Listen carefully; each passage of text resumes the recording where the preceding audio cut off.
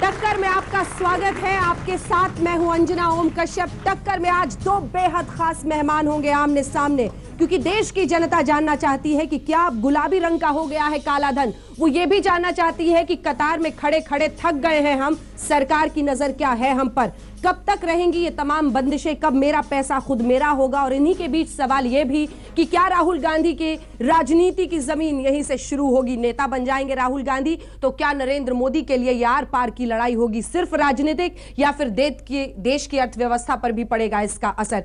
दो बेहद खास मेहमान हमारे साथ यहां पर मंच पर मौजूद है। सबसे पहले तालियों के साथ उनका स्वागत करते हैं असदुद्दीन ओवैसी साहब, अध्यक्ष AIMIM के, जो हमारे लिए हैदराबाद से आए इस बहस में शामिल होने के लिए आज तक के दर्शकों। और बेहद खास मेहमान संबित पात्रा जी, राष्ट्रीय प्रवक्ता भारतीय जनता पार्टी के, हमारे साथ इस चर्चा में शामिल होंगे। लेकिन पहले एक निगाह डाल लेते हैं कि इस पूरे सप्ताह क्या कुछ हुआ है नोटबंदी के मामले में। एक तरफ देश की संसद गर्म थी, जी हां, हमला जितना करवा लीजिए हमारे देश के सांसदों से, चर्चा मुद्दा सब गायब, अपनी अपनी राजनीति, अपनी अपनी सियासत, और इस बीच देश कतार में खड़ा है।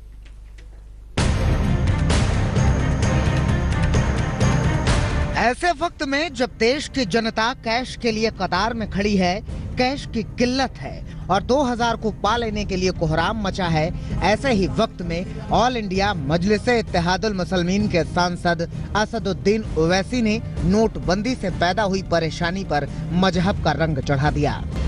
मगर ओवैसी की बात को सरकार के नुमाइंदों ने सिरे से खारिज कर दिया।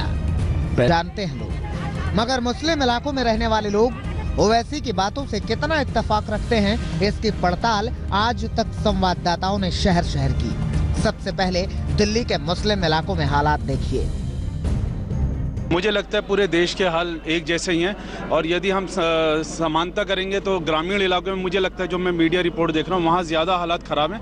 एक ये है, एक उधर 7 नंबर गेट के सामने है, इनमें ही पैसा डलता है, बाकी ना अबुल फजल में डलता है, ना जाकिर नगर में डलता है, ना शाहीन बाग में डलता है। ये परेशानी तो है यहाँ। हमने लखनऊ में लोगों से बात की। काम तो अच्छा ही किया, लेकिन देश में जब ईमानदारी हो तब देश आगे तरक्की की ओर बढ़ेगा। दरभंगा के उर्दू बाजार भी हम गए। नहीं, मुझे तो कोई दुश्वारी नहीं हुई, क्योंकि ये जिस क्षेत्र में ATM है, जिस इलाके में, ये मुस्लिम बहुमूल्य इलाका है, उर्दू बाजार दरभंगा का। अभी हम यहाँ आए हैं तो ATM पे एक भी कोई आदमी नहीं है।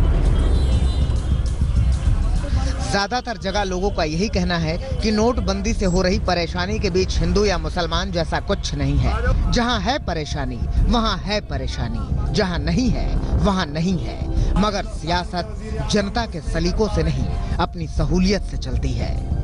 दिल्ली से संजय शर्मा और दरभंगा से प्रहलाद के साथ आज तक ब्यूरो। तो आइए अब सवाल दागने शुरू करते हैं, और सबसे पहला सवाल मेरा ओवैसी साहब आप ही से है। चाहेंगे कि आप सबूत के आधार पर देश को समझाएं ये जो आपने कह दिया, और ईद का दिन चुना था साहब, नजर कहां थी?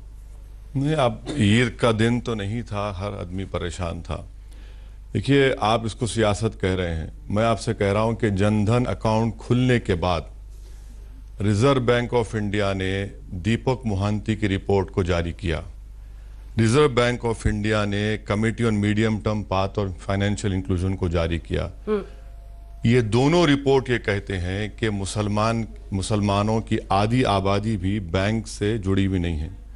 ये दोनों रिपोर्ट ये कहते हैं कि 3% मुसलमान बैंक से जुड़ा हुआ है, और ये भी इस बात को मानते हैं कि मुस्लिम इलाकों में बैंक्स नहीं है और लोन नहीं मिलता।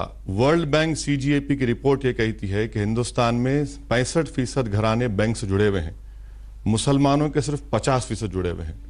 सेंसस 2011 का डेटा देख लीजिए आप, जो कहता है कि 85% जो मुस्लिम जिले हैं उसमें 95% अडल्ट पॉपुलेशन बैंक से जुड़ा हुआ नहीं है, यानी अकाउंट भी नहीं है, अगर है तो लोन नहीं मिलता, ATM नहीं है। मैंने और MSME मिनिस्ट्री का वो भी डेटा है। ये 5-6 चीजें हमारे सामने हैं। इसको सामने रखकर अगर मैं एम्पिरिकल एविडेंस पे बोलता हूं तो आप अगर इसको कोई इनकार करता है तो RBI की रिपोर्ट भी कम्युनल है। फिर वर्ल्ड बैंक, सुनिए, आरबीआई की रिपोर्ट है ये। आपका आरोप किस पर है? कौन करा रहा है? आरबीआई अपने से सुनिए, नहीं करता पैसा, या सरकार पैसा रोक रही है इन इलाकों में? आरोप किस पर? अगर मुस्लिम इलाकों में बैंक नहीं है और है भी, वहां पर लोन नहीं दे जाते, तो आप कैसा एक्सपेक्ट करते? नहीं, मोदी जी ने किया है कि वहां बैंक नहीं। सुनिए मैं वही ये आरोप किसका है? देखिए, मैं आपका आरोप है किस पर? मैं आपको यही बता रहा हूं कि जनधन अकाउंट की बड़ी मिसालें दी जाती है मोदी सरकार की तरफ से। जनधन अकाउंट के खुलने के बाद की रिपोर्ट है। आखिरी बात यह है कि हर बैंक का एक चेस्ट होता है, वो चेस्ट से पूरे एटीएम्स को पैसा जाता है। मैं आपको आज भी कह रहा हूं, आरबीआई के एक डिप्टी गवर्नर साहब चक्रवर्ती ने कहा, उन्होंने कहा कि पैसा कितना डिनोमिनेशन का निकला, कहां गया, कितनी तादाद में गया, बता दीजिए। मैं भी यही कह रहा हूं कि जो चेस्ट से पैसा जाता है वो हाई वैल्यू डिपॉजिट्स जिस बैंक में होते हैं वहां एटीएम में जाता है, और मार्जिनलाइज एरिया या दलित मुसलमान को जो वहां आज अब तक उसमें पैसा नहीं पड़ता है। इसीलिए मिसाल के तौर पर दिल्ली में जामा मस्जिद के लोग कनॉट पैलेस को आते हैं, ओखला के लोग कोई और जगह पे जाते हैं, हैदराबाद में एक बहुत मशहूर इलाका है पंजागुट्टा, वहां पर पूरे हुजूम लगा हुआ है। आप दूसरे मार्जिनल एरिया में जाइए, नहीं आता है। तो ये बराबर हो रहा है। आरोप किस पे नहीं समझ, इससे पहले कि मैं उनको बैंक बदमाशी कर रहा है, आरबीआई की तरफ से बदमाशी है या सरकार? ये देखिए, आपकी उंगली है किसकी तरफ? सरकार की जिम्मेदारी है, क्योंकि सरकार में ही एक प्राइम मिनिस्टर 15 पॉइंट प्रोग्राम है माइनॉरिटीज के लिए, फाइनेंस मिनिस्ट्री में एक प्रोग्राम है। तो सरकार की जिम्मेदारी है कि भाई जो खास तौर से मुसलमान और दलित जो कैश इकोनॉमी में डील करते, उनके लिए तो बहुत जरूरी है। आज आप वहीं पर ही नहीं पहुंचा रहे हैं, जहां जरूरी है वहां नहीं पहुंचा रहे। नजर आपकी कहीं और। गीता हूं मैं, कुरान हूं मैं, गीता हूं मैं, कुरान हूं मैं, मुझे पढ़ इंसान हूं मैं। आप अगर इंसान की बात करते ना ओवैसी साहब, पहले तो मेरा सलाम स्वीकार करिए, नमस्कार स्वीकार करिए। आप बड़े नेता तब कहलाते जब आप इंसान की परेशानियों की, सुन लीजिए, मैं आपके बीच में बिल्कुल शांति से सुन रहा था। आप बड़े नेता तब कहलाते जब आप इंसान की परेशानियों और दिक्कतों की बात करते। आप छोटे नेता उस दिन हो गए जिस दिन आपने केवल मुसलमानों की बात की। मेरे निगाह में आज आप गिर गए। दूसरी बात, देखिए, हिंदुस्तान की जनता आपका सबसे बड़ा चैनल है, घर घर में लोग इसे सुन रहे हैं, और मैं आज आगाह करता हूं, यह शब्द हटा दीजिए अपने शब्दकोश से कि मुस्लिम इलाका है। कोई इलाका हिंदू इलाका और कोई इलाका मुस्लिम इलाका नहीं है। यह मेरे देश भारत का इलाका है। तो आइंदा ओवैसी साहब, मैं बहुत अदना सा लड़का हूं, आप बड़े लोग हैं, ये अदना सा भारतवासी आपसे एक बात कह देता है, आइंदा ये हिम्मत मत करना आप कि किसी इलाके को ये कह दो कि ये मुस्लिम इलाका है। हम बंटवारा नहीं चाहते। तीसरी बात, आपने सरकार की बात की, मैं सरकार की बात रखता हूं। आपने आंकड़े रखे, आपने कहा 85% मुसलमानों के पास आज तंगी है, अकाउंट नहीं खुले हुए हैं, वहां बैंक नहीं है। मैं आपसे सवाल पूछता हूं साहब, 10 वर्षों तक यूपीए की सरकार में जो राज करती रही, आप उसके कोएलिशन पार्टनर थे। बैंक कोई शुतुरमुर्ग की तरह, कोई फंगस की तरह 4 दिन 5 दिन 3 महीने में नहीं खुलते हैं, इन्हें दशकों लगते हैं। नहीं, जनधन के पर तो आप अपनी पीठ मैं जनधन पर भी दे रहा हूं कि आपने अकाउंट खोला है, तो थोड़ा तो जिम्मेदारी लेनी पड़ेगी। आप बताइए, 25 करोड़ अकाउंट पहली बार हिंदुस्तान में खोला, क्या नाम पूछ के अकाउंट खोला कि तुम्हारा नाम अब्दुल है या तुम्हारा नाम राम है? नाम पूछ के नहीं खोला। मैं आज ओवैसी साहब से पूछता हूं, ओवैसी साहब ये डॉक्यूमेंट दिखाएं कि अपने क्षेत्र में कितने मुसलमान भाइयों के हाथ पकड़ के आप अकाउंट खुलवाने ले गए थे, कितने बैंक आपने अपने इलाके में खुलवाए। देखिए, आपने बड़ा जनरलाइज कर दिया कि मुसलमान इलाके में बैंक नहीं है। कौन जिम्मेदार है? मुझे दुख के साथ कहना पड़ रहा है कि आप जैसे मुसलमान नेता, जिन्होंने गरीब मुसलमानों को, वो बाबा बैठे हैं मेरे, देखिए, इनको दबा के रखा वर्षों तक ताकि ये आपका वोट बैंक बना रहे, ताकि इनका अकाउंट ना खुल सके। क्यों नहीं सिखाया आपने वहां बैंक क्यों नहीं खोला इतने वर्षों तक? जवाब सुन। चलिए, मैं जुर्रत करके आपके सामने फिर से कह रहा हूं, छोटा हूं, मुस्लिम इलाके कह रहा हूं, क्या करेंगे आप? नहीं, कुछ नहीं कर सकता। इसलिए मैं कह रहा हूं कि आरबीआई की रिपोर्ट वो कम्युनल है कि आरबीआई रिपोर्ट आरबीआई क्या बांट रहा है? आरबीआई की रिपोर्ट दिखाइए, कहां वो कहता है मुस्लिम। मैं आपको चैलेंज करता हूं, कौन सी आरबीआई की रिपोर्ट में मुस्लिम इलाका लिखा हुआ है, दिखा दीजिए। देखिए, नहीं, आप बताइए, आपने एक रिपोर्ट की बात कही, मैं रिपोर्ट चाहता हूं कि देखिए, आरबीआई कोई छोटी चीज नहीं है, एक रिपोर्ट होती है। आप कागज दिखाइए कि फलाने पंक्ति में लिखा हुआ है कि मुस्लिम इलाकों में कम पैसा है। जवाब देने देंगे तो सबर तो करिए। सबर कर रहा हूं, बोलते आपको डिस्टर्ब नहीं किया सर, बोलिए, मैं सुन रहा था। धन्यवाद, सुनिए, तो आरबीआई बकवास मुस्लिम इलाका होता है सर, शब्दों का चयन ठीक से करें। आप बड़े हैं, आरबीआई की रिपोर्ट है, दीपक मोहंती की रिपोर्ट पढ़ लीजिए प्लीज। उसमें क्या लिखा है बता तो इसमें लिखा हुआ यह है कि मुसलमानों की आधी आबादी बैंक से जुड़ी हुई नहीं है। एक और आरबीआई की रिपोर्ट है, committee on medium term path on financial inclusion, और एडिस का डेटा उन्होंने इस्तेमाल किया है, ठीक है, जिसमें वो कह रहे हैं कि सिर्फ 3% रेट है, ये कम्युनल है। तो कौन जिम्मेदार है ओवैसी साहब? अब देखिए, ये सुनिए, नहीं सुनिए ओवैसी साहब, मैं एक बार बता दूं, सुनिए 1927 10 साल का हिसाब मांगा है सर। ठीक है, बोलिए। आपने तो बड़े गुनाह की तरफ बोलिए जवाब लेते हैं। तो लीजिए ना, बोलिए, वरना तो डिबेट नहीं होगा। आप बोलिए साहब, बोलिए। सुन तो लीजिए। कुंडू कमेटी की रिपोर्ट अक्टूबर 2014 में आपको दी गई। कुंडू कमेटी सेंसस डेटा 2011 का 84% 100% डिस्ट्रिक्ट मुसलमानों के हैं, जहां पर 95% अडल्ट पॉपुलेशन बैंक जुड़ा हुआ नहीं है। ठीक, ये सब चीजें आपके पास हैं डेटा। मैं आपसे सिर्फ इतना ही पूछ रहा हूं कि 2.5 साल में आपने क्या किया। यकीनन मैं यूपीए का साथ दिया, और 2012 में यूपीए को छोड़ा भी मैंने, और वो क्यों छोड़ा वो अलग बहस है। और आप बार बार ये क्यों कह रहे हैं कि मेरी हिंदुस्तान से वफादारी पर क्यों शक करते हैं आप? किसने कहा? आर्टिकल 30 में अभी कहा आपने मुस्लिम इलाका शब्द बोला। अरे मुस्लिम वर्ड, आपने केवल मुस्लिमों की बात की। देखिए, तो आरबीआई की, मुस्लिम रहते हैं, सुनिए, आरबीआई की रिपोर्ट लफ्ज मुस्लिम को इस्तेमाल कर रही है। गलत। चलिए, अगर ये दोबारा ये मान लेंगे, अगर आरबीआई की रिपोर्ट को पढ़ के आया हूं, मैं उस पर जवाब देता हूं। आप कह रहे हैं ना दीपक मोहंती वाली, मैं पढ़ के आया हूं, मैं उसका जवाब दे देता हूं। आप मान लीजिए ना, मैं बता देता हूं। अगर मैं माफी चाहे तैयार हूं, अभी मैं बोल दूंगा भाई, वर्ड्स बता दूंगा क्या रिपोर्ट में लिखा है। रिपोर्ट में लिखा है, आपने 2011 की सेंसस की भी बात की, बिल्कुल सही बात है कि मुस्लिम जो है बहुत बड़े तादाद में बैंकिंग सिस्टम से जुड़ा नहीं। 2011 में मोदी जी की सरकार थी। कौन जिम्मेदारी? 2015 की जनधन अकाउंट के खुलने के बाद की दोनों रिपोर्टें हैं। अब तो 2011 की सेंसस की रिपोर्ट, 2015 में कुंडू कमेटी की रिपोर्ट, 2014 की मीडियम स्मॉल एंटरप्राइज मिनिस्ट्री की रिपोर्ट। अगर ये रिपोर्ट झूठ है तो फिर मैं और क्या कह सकता हूं? ये मुसलमान लफ्ज इस्तेमाल कर रहे हैं, ये मुसलमान लफ्ज इस्तेमाल और इस चाचा को मैं दबा के नहीं रखा हूं। ये चाचा मेरी बात नहीं सुनेंगे कभी, हरगिज़ नहीं सुनेंगे। ये अपने मन का फैसला खुद करेंगे। मैं आपसे कह रहा हूं कि मैं लफ्ज मुसलमान को इस्तेमाल करता हूं, तकलीफ क्यों जाती है? मैं इस मुल्क का शहरी नहीं हूं। मैं बताता हूं तकलीफ मुझे हक हासिल है कि मैं अपनी बात को रखूं, इसलिए कि हिंदुस्तान के कॉन्स्टिट्यूशन में आर्टिकल 30 में मुसलमान शामिल है। आप संबित साहब, आप मुझे कोई रिपोर्ट बता दीजिए मुसलमान मैं आप बताऊंगा, आप सुनेंगे। अब मैंने पूरा सुना आपको, अब सुनिए। बिल्कुल बोलिए। मुझे एक सवाल मैं पूछ लूं, माइनॉरिटी अफेयर्स के लिए मिनिस्ट्री क्यों रखी है? हटा दीजिए उसको, मैं उसका बंद कर दिया जाए सर। ठीक है, आप सबने सवाल पूछ लिया। अब संबित पात्रा को 20 सेकंड दीजिए जवाब देने के लिए, इतना तो हक बनता है। ठीक, एकदम। मुझे सिर्फ प्रॉब्लम इस बात से है ओवैसी साहब कि आप केवल एक समुदाय की बात करते हैं। सुन लीजिए पूरी बात क्यों करते हैं। देखिए, हर चीज में आपको दखल देना है। आपने कहा याकूब मेमन को फांसी इसलिए हुई। सुन लीजिए, मैंने मुझे पूरा करने दीजिए, क्योंकि एक व्यक्ति का व्यक्तित्व तो पूरा देखा जाता है, ऐसे एक हिस्सा से नहीं देखा जाता है।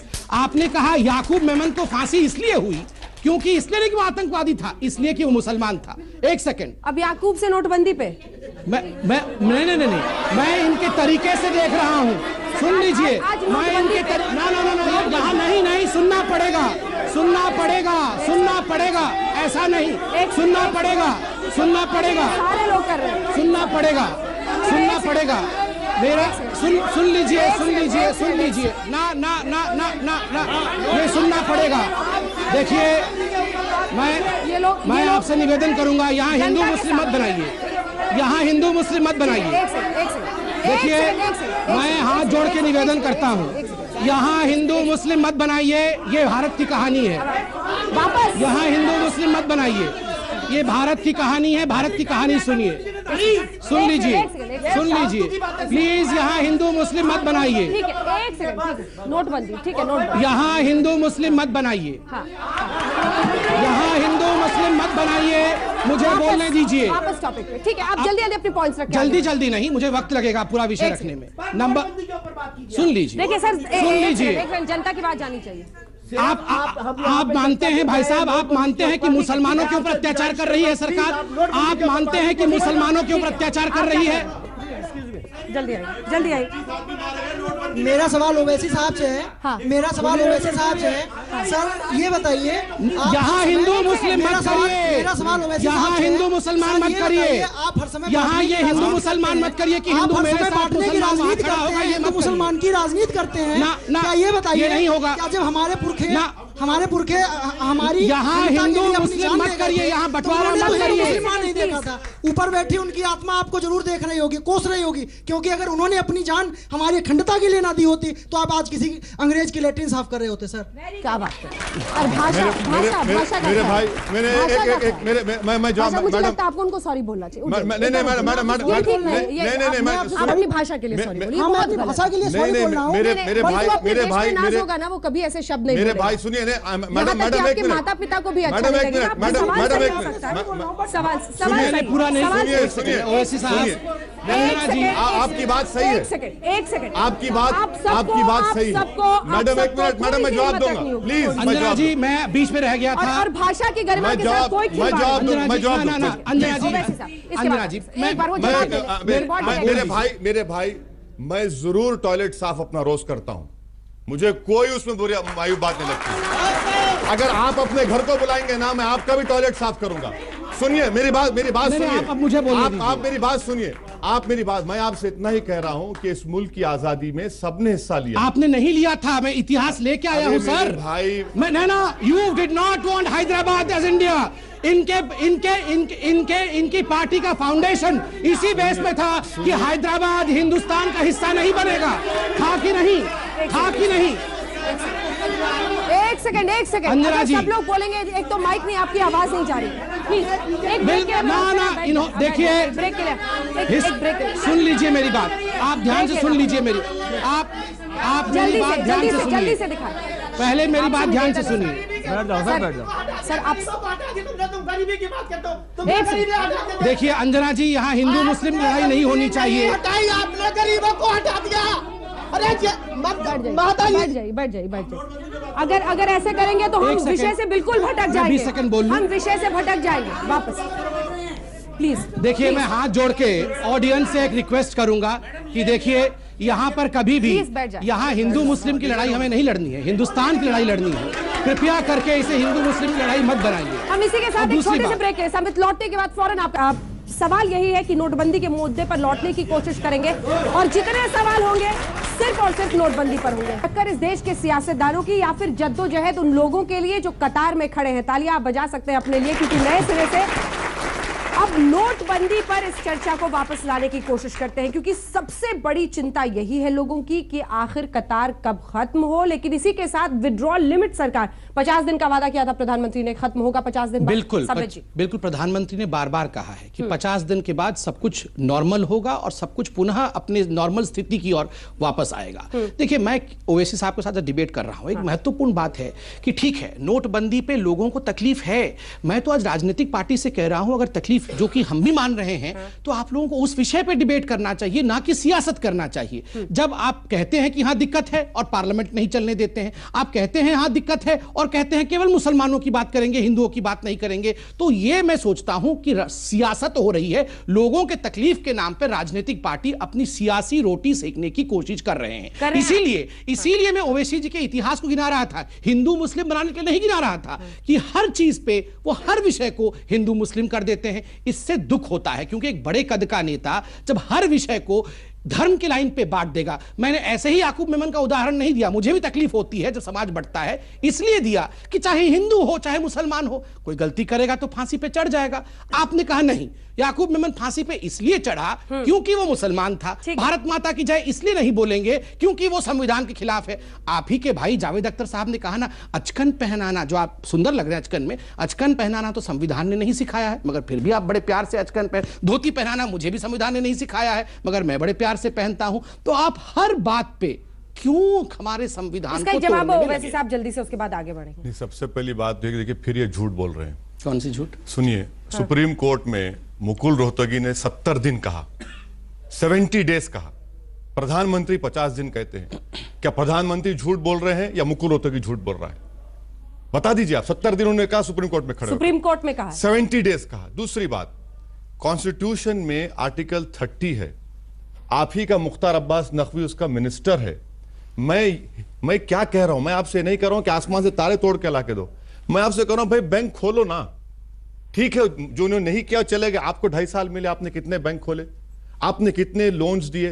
मैं आपको रिपोर्ट्स का हवाला दे रहा हूं, मेरे रिपोर्ट नहीं है। बार बार मजहब की बात मैं नहीं कर रहा हूं, मैं कह रहा हूं कि हिंदुस्तान इस मुल्क का एक अटूट हिस्सा है। ये मुल्क दुनिया में वाहिद मुल्क है। ये मुल्क को सुपर पावर अगर बनना है, चीन से मुकाबला करना है, तो यहां पर जो मार्जिनलाइज सेक्शन है उसको लेकर चलना पड़ेगा। और उसको आपको जो सहूलतें कॉन्स्टिट्यूशन ने बात की। सर आपके लिए नोटबंदी में सिर्फ मार्जिनलाइज सेक्शन ही है क्या? इसीलिए मैं क्यों कह रहा हूं, आप पूछेंगे कि 2000 का छोटा नोट क्यों है, एटीएम में फिट ही नहीं हो रहा? नहीं सुनिए, पूछेंगे कि मैं आ रहा हूं, नोट ही नहीं छापे। मैं आ रहा हूं इस बात पे। इनफॉर्मल सेक्टर में सबसे ज्यादा मार्जिनलाइज सेक्शन है। 2000 नोट की आप बात करें मैडम, वो तो ताजमहल बनी हुई है, ना तो कोई लेने तैयार है, हम खाली देख के जेब में रखना पड़ रहा उसको, कोई काम ही नहीं आता। तो 2000 नोट का मैं आप मिसाल के तौर पर मुरादाबाद, फिरोजाबाद, अलीगढ़, जरदोजी का काम लखनऊ में होता है, हिंदू अखबार की रिपोर्ट है। अच्छा, कल खुद हिंदुस्तान टाइम्स में आरएसएस की रिपोर्ट है कि स्मॉल स्केल इंडस्ट्री के लोग परेशान हैं। हिंदुस्तान टाइम्स ने लिखा है, मैंने लिखा ये। अब बताइए, आप ही का आलमा मैटर, आप ही के उस्ताद अगर लिख रहे हैं तो सऊद्दीन ओवैसी गुनाहगार कैसा होगा फिर? मैं इसका उत्तर देता हूं। हिंदुस्तान टाइम्स में लिखा, इसका उत्तर देता हूं। मैं इसका उत्तर अच्छा, जी। देखिए, नंबर 1 आपने ठीक कहा कि लघु उद्योग के लोग अभी फिलहाल कुछ परेशान होंगे, और हमारे अल्मा मैटर अर्थात आपने संघ की तरफ उंगली उठाया और कहा कि उन्होंने छापा है। संघ तो अपना काम बिल्कुल ठीक से कर रही है। उन्होंने तो ये नहीं कहा कि हिंदू ज्यादा परेशान है, उन्होंने कहा लघु उद्योग। आप भी तो वही शब्द का प्रयोग कर सकते थे, आपने क्यों मुसलमान शब्द का प्रयोग कर दिया? दूसरी बात मैं कंप्लीट कर लूं, देखिए, और दूसरी बात, आप यहां भी जरदोसी, जरी, आप यहां भी अपना एक सेक्टर ढूंढ रहे हैं। देखिए प्लीज, इतना ही कहना है, हिंदुस्तान को इन कड़ियों में मत बांटिए। आप मार्जिनलाइज सेक्शन की बात करना चाहते हैं, हिंदू क्या मार्जिनलाइज नहीं है? क्या जो बिहार से आके यहाँ काम कर रहा है, जिस आप बोल रहे हैं कि उसको भी परेशानी है, क्या वो हिंदू या मुसलमान है? भैया वो गरीब है। कोई भी जो यहाँ बैठा था उसने जरदोसी में मजहब देखा था क्या? नहीं देखा था। जितने लोगों ने देखा था हाथ उठाइए। जितने लोगों को लगा था, किसी को समझ नहीं आया था, संबित जी ने पकड़ लिया। संबित जी, ये कौन सी कला है सियासत की इस देश में? क्योंकि उन्होंने वही किया था। मजहब होता है, क्योंकि उन्होंने वही किया था। जरदोसी का भी आप लोग मजहब निकाल लेते हैं। बिल्कुल वही किया था उन्होंने। काम का भी जरदोसी का प्रयोग क्यों किया, आप इनसे खुद पूछिए। उन्होंने जरदोसी का प्रयोग इसलिए किया क्योंकि उनको प्रूव करना था कि मुसलमान वहां ज्यादा है, मार्जिनलाइज्ड सेक्शन के बारे में बात करनी थी उनको। मैं बताता हूं भाई, इतना बेसब्र मत हो जाओ। मुख्तार अब्बास नकवी की मिनिस्ट्री में सीखो सिखाओ एक स्कीम का नाम है, उड़ान एक स्कीम का नाम है, उस्ताद भी एक स्कीम है, उस्ताद भी है, एम्ब्रॉयडरी की स्कीम है, जरदोजी क्या मार्स की स्कीम है, आप ही की मिनिस्ट्री की स्कीम है। आप ही दे रहे हैं इन तमाम ब्रासवेयर, ग्लासवेयर। तो वही तो मैं बता रहा हूं, आप दे रहे हैं। किसको दे रहे हैं? मगर आप जानबूझ के केवल माइनॉरिटी स्कीम्स लेके आ रहे हैं। सुनिए, माइनॉरिटीज में होम मिनिस्ट्री का नोटिफिकेशन में मुसलमान, सिख, क्रिश्चियन, जैन है। अगर मैं मुसलमान बोल रहा हूं तो अरे भाई, आप बुरी बात क्या है? मैं बताता हूं क्या बुरी बात है। मैं बताता हूं क्या बुरी बात है। खिलाफ नहीं बोल रहा हूं। वैसे साहब, ये हम क्यों ना आपसे पूछें कि आप एटीएम कितने कम है देश में? सिर्फ 2 लाख है 125 करोड़ पे, उसमें से 60,000 काम करते हैं। ये सब क्यों नहीं बोल रहे? बिल्कुल क्यों नहीं कहते कि 2000 का नोट अंजना छोटा क्यों छापा? मैडम, ये क्यों नहीं पूछते कि नोट ही नहीं छापे आपने, तैयारी नहीं की आपने? ये क्यों नहीं बोलते सर? आप एटीएम की बात कर रहे हैं ना? हाँ। जहां भी हाई डिपॉजिट्स एरिया हैं पूरे हिंदुस्तान में, वहीं एटीएम काम कर रहा है। दूर दूर से लोग बस 15-15 किलोमीटर, 10-10 किलोमीटर के उस एरिया में जाकर एटीएम से पैसा निकाल। तो आप उसको हिंदू मुसलमान क्यों बना दिया? हाई डिपॉजिट लो डिपॉजिट एरिया बना देना। मेरी बात, अरे आप लोग मेरी बात ही मुकम्मल करने पूरी कर ले। नहीं, मैं कह रही हूँ कि सर, अगर मान लीजिए इन्हें तकलीफ है या वाकई आपको लगता है वहां नहीं, तो दूसरे इलाके से ले सकते हैं। हम लोग भी कई जगहों पर जा रहे हैं। मैं क्यों जाऊं दूसरे इलाके को? मैं क्यों जाऊं? मेरे घर के सामने अगर एटीएम है तो पैसा पड़ना चाहिए उसमें, क्यों नहीं पड़ेगा वहां पर? मैं क्यों जाऊं? सर्दी में जाकर 10-10 घंटे ठहरूं। मेरा घर अशोक रोड पर है, इलेक्शन कमीशन के बाजू पंजाब नेशनल बैंक का है। चल के देखिए, मैं रात में जाके 3 दिन पूछा लोगों से, भैया बताइए बोला है मुझे 50 सेकंड कहां से आए आप? तो बोल रहे हैं सर हम 10-10 किलोमीटर दूर से आए हैं। क्यों हो जाएंगे? उनके घर के सामने एटीएम डाले ना पैसा। अब मैं मुझे गवर्नमेंट से रिक्वेस्ट, सभी जान रहे हैं, यही मैं गवर्नमेंट से इतना ही कह रहा हूं दिक्कत है कि आपके जो ये हिंदू या मुस्लिम की दिक्कत नहीं है सर, ये हर नागरिक की दिक्कत है। कई यहाँ पर ऐसे होंगे जो अगर आप रिपोर्ट को नहीं मानना चाह रहे तो मैं आप पे छोड़ता हूं, मगर मेरा केस मैं रखूंगा यहाँ रिपोर्ट के ऊपर। ठीक है, जल्दी से सर, मैं चाहता हूं आप लोग सुन लीजिए, सवाल बहुत देर इन्होंने बोला है, मुझे प्लीज बोलने दीजिए। नंबर 1, बार बार ओवैसी साहब कह रहे हैं क्या गड़बड़ी हो गई अगर मैंने मुसलमानों की बात कर दी, इसमें कौन सा भूकंप या भूचाल आ गया जो मैंने कह दिया कि मुसलमानों की गड़बड़ी है। मैं आपको बताता हूं, यही कोई धोती पहन के, कोई टीका लगा के विश्व हिंदू परिषद का आदमी या कोई साधु या साध्वी कह देती ना कि हिंदुओं के इलाके में पैसा नहीं आता तो पूरे देश में गजब डा जाता। ये हिंदुस्तान को बांटना चाहते हैं, ये हिंदुत्व बनाना चाहते हैं। यही ओवैसी साहब पार्लियामेंट में चिल्ला रहे होते और आज में बोल रहे हैं कि मैं मुसलमानों की बात क्यों ना करूं। क्यों करेंगे केवल मुसलमानों की बात, सबकी बातें क्यों नहीं करेंगे। दूसरी बात, रिपोर्ट पे आता हूं मैं, आप रिपोर्ट पढ़िए। मैं आप सबको बता रहा हूं इंफॉर्मेशन के लिए, बहुत होगा तू मैं, अब मैं हकीकत बताता हूं। रिपोर्ट में लिखा है कि हां, सचर कमेटी की रिपोर्ट भी आई कि मुसलमान पिछड़ा हुआ है। 2000 कोई पिछड़ ये 2.5 साल में नहीं गया, कोई 2.5 साल में आके हमने आपके बैंक नहीं छीन लिए। 70 साल से मुसलमानों को वोट बैंक की तरह इस्तेमाल किया गया, आपको इस्तेमाल किया गया, आज बिल्कुल इस्तेमाल किया गया। आज मैं बहुत कष्ट के साथ कह रहा हूं ओवैसी साहब, आप जैसे नेताओं ने कभी भी इनको नहीं कहा कि बैंकिंग सिस्टम में पैसा डालो। जब ये पैसा डालने जाते थे बैंकिंग सिस्टम में, आप कहते थे ये अन इस्लामिक है, इस्लाम अलाउ नहीं करता है बैंकिंग सिस्टम, और आज अचानक कह रहे बैंक क्यों नहीं खोला। मुझे याद है जब आपके क्षेत्र में बैंक खुलना था ना, आप लोग कहते थे ये तो इस्लाम के खिलाफ है, बैंक कैसे खोल दोगे, और आज आप बोल रहे बैंक क्यों नहीं खोला। मैं संपित को चैलेंज कर रहा हूं, मेरा कोई एक स्टेटमेंट दिखा दें जो ये कह रहे हैं। मेरे को स्टेटमेंट पढ़ने कहां दे रहे हैं, मैं तो ऐसे स्टेटमेंट पढ़ दूं कि सब भूकंप आ जाएगा। भूकंप आ जाए ना, आ जाए भूकंप। देखिए अगर भूकंप, सुनिए मैं आपसे कह रहा हूं कि बैंकिंग सिस्टम में मैं बैंक्स को खोलने की बात कर रहा हूं।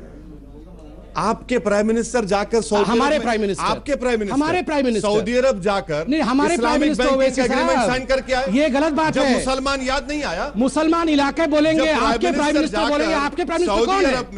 नहीं अंजना जी, मैं पूछता हूँ ओवैसी जी के प्राइम मिनिस्टर कौन है? मेरे प्राइम मिनिस्टर मोदी हैं, तो ओवैसी जी के प्राइम मिनिस्टर कौन है? मुल्क के प्राइम मिनिस्टर। चलिए नहीं अभी भी नहीं, ना आपके मुल्क के नहीं, आपके मुल्क के आप बोलेंगे आज कि मेरे मुल्क के मेरे प्राइम मिनिस्टर, बोल के दिखाइए। नहीं बोलेंगे। क्यों नहीं बोलेंगे? क्यों नहीं बोलेंगे? क्यों नहीं बोलेंगे? यही पार्टीशन है, ये अपने प्रधान, मेरी मर्जी नहीं होता है साहब। आप एक पार्लियामेंटेरियन है, सुन लीजिए, एक पार्लियामेंटेरियन जो अपने प्राइम मिनिस्टर को अपना प्राइम मिनिस्टर, अपने मुल्क को अपना मुल्क नहीं कह सकता, ये बंटवारा नहीं कर रहे हैं तो क्या कर रहे हैं? अब सवालों के साथ हाथ उठाइए। आप सवाल पूछना चाह रही थी, आप सवाल पूछे, पूछे, आप पूछे, जल्दी पूछे सवाल पूछे। आप कोई और पूछना चाहता? चलो पूछो उठो। ये ओवैसी साहब ने बिल्कुल सही कहा कि सवाल पूछे सर, सर्टिफिकेट बाद में देंगे सबको मिलकर, ठीक है? मैं ये पूछना चाहता हूँ कि मुल्क का जो भी ऑफिशियल प्राइम मिनिस्टर सबको मानना पड़ेगा, क्योंकि हम इस मुल्क में रहते हैं और हमारा इस्लाम भी कहता है जिस मुल्क में रहते हैं उस मुल्क की मोहब्बत होना जरूरी है। नोटबंदी, पैसा, कतार, सड़क, आदमी, बैंक, काला धन, गुलाबी नोट, सवाल नोटबंदी पे पूछिए प्लीज। आप सबसे मेरा निवेदन है नोटबंदी पे। देखिए नोटबंदी आपने बड़ा अच्छा डिसीजन लिया, लेकिन इसको आपने लीगली एक तरीके से जमीन पर लाना नहीं चाहा, तैयारी नहीं की। हाँ, जल्दी ये जो नोटबंदी का मसला है पात्रा जी, इसकी आपने सही से तैयारी नहीं की। जो आज लोग मर रहे हैं लाइनों में, उनका भी आप ख्याल कीजिए, उन्हें कुछ दीजिए। ठीक है, इसका जवाब भी लेंगे। 3-4 सवाल लेते हैं, उसका देखिए बात जवाब। मेरा सवाल समित पात्रा जी से है कि इनका नोटबंदी का ये भी मकसद था कि आतंकवाद खत्म हो, लेकिन कल ही आतंकवादियों ने जम्मू कश्मीर के बैंक से 20 लाख रुपए चुराए। आतंकी नहीं रोक रहे हैं, आप आइए आगे कुछ।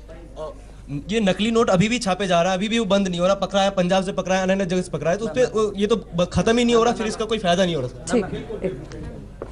नोटबंदी पिछले 2 बार हो चुका है, तीसरी बार है, तो अब क्या ये आखिरी बार होगा या और भी बार होने का चांसेस है? इससे क्या फायदा होगा? क्या हासिल, क्या फायदा? हम कतार में खड़े हैं, गुलाबी नोटों को बिस्तर के नीचे सजाया जा रहा है अभी से। गुलाबी क्या नया काला धन हो गया? 4 प्रश्न पूछे गए, मैं 10 सेकंड में उत्तर देता हूं। बंधु, आपने पूछा कि नोटबंदी क्या यह आखिरी बार होगा। आप देखिए, कल मोदी जी ने कहा 1971 में वांगचू कमेटी की रिपोर्ट आई, उन्होंने इंदिरा गांधी से कहा कि नोटबंदी करने से देश में बहुत बड़ा बदलाव आएगा, मगर इंदिरा जी ने कहा नहीं, इससे मेरे वोट कम हो सकते हैं, मुझे जीतना जरूरी है। देश का जीतना जरूरी नहीं है, कांग्रेस का जीतना जरूरी है। मोदी जी ने ऐसा नहीं सोचा। दूसरी बात, आतंकवाद समाप्त नहीं हुआ, नक्सलवाद समाप्त नहीं हुआ। देखिए, नक्सलवाद में तो ये अब रिपोर्ट भी आ गई, अंजना जी भी मानेंगी कि सबसे ज्यादा नक्सलियों ने अगर सरेंडर किया है 539 एक महीने में, तो नोटबंदी के कारण किया है।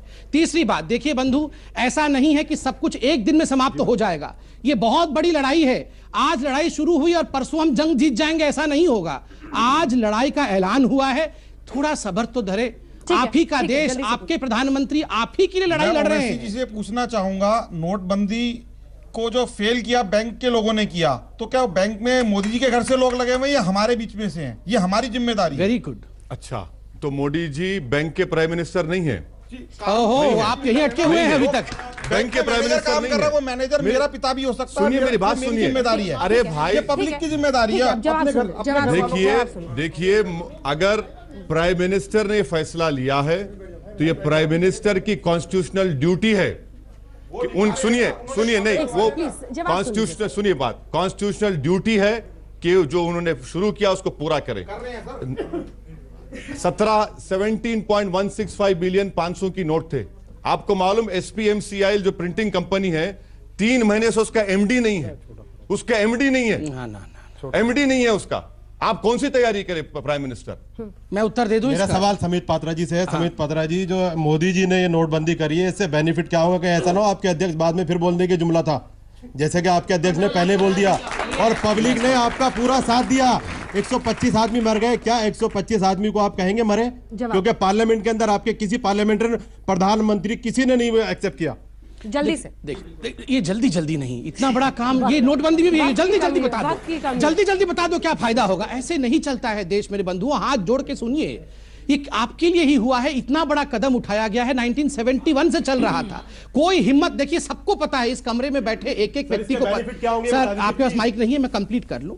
देखिए, एक एक व्यक्ति को पता है कि देश में भ्रष्टाचार का जाल फैला हुआ था, काला धन था और इससे क्या नुकसान हो रहा था, और सबको पता है कि बदलना था। हिम्मत बदलने की कोई नहीं कर रहा था, कोई तो लड़ाई शुरू करेगा।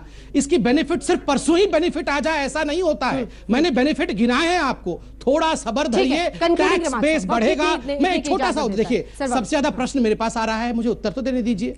नंबर 1, मैं एक उदाहरण देता हूं। 7 वर्षों से हो चुका है, वक्त खत्म हो चुका है जल्दी से, मगर कंक्लूडिंग देखिए, मैं इतना ही कहना चाहता हूं, हम सब कहते थे ना कि देश कब बदलेगा, और हम सब कहते थे मोदी जी को इतना बड़ा मैंडेट मिला, वो कुछ कर क्यों नहीं रहे हैं, बड़ी बात कुछ नहीं कर रहे हैं। आज उन्होंने एक बड़ी बात की है, देश बदलने के लिए की है, आपकी जिंदगी बदलने के लिए की है। थोड़ा सब्र हम सबको रखना पड़ेगा, और याद रखिए, हिंदू मुस्लिम में नहीं बंटना है, हम सबको हिंदुस्तानियों की तरह लड़ना है। सब्र के लिए आप तैयार हैं? सब्र के लिए आप तैयार हैं? जल्दी से वैसे साहब,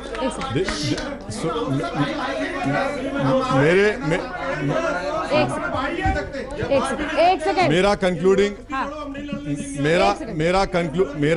अरे खैरिए भाई, मेरा कंक्लूडिंग रिमार्क ये है कि इकोनॉमिक्स एक्सपर्ट्स ने कह दिया है कि हिंदुस्तान का 2 से 3% GDP का नुकसान होगा। एक GDP होता है 1,30,000 करोड़ का, यानी 3,90,000 करोड़ का लॉस होने वाला है। और ये हम 7% पे कब जाएंगे? 5 साल के बाद जाएंगे, 5 साल लग जाएंगे। जब 7.6 तो आएगा आ गए, तब मान नहीं रहे थे कि 7.6 हो गया, आज कह रहे कम हो जाएंगे। फिर आप बीच में बोल रहे 7% से GDP 4% पे जाएगा। मेरी बात लिख लीजिए। मैं लिख देता हूं, नहीं जाएगा, आप मेरी बात लिख लीजिए। पूरा सिला जाता है मोदी जी के ऊपर। 120 लोग मारे गए, गरीब तबाह हो चुका है। 4.8 पे लाके छोड़ा था GDP, हम 10 पे लेके जाएंगे। मेरी बात लिख लीजिए, अभी लिख लीजिए। 4.8 पे छोड़ा था लाके। इस मुल्क में एम्प्लॉयमेंट 5% हो गया है, अनएम्प्लॉयमेंट।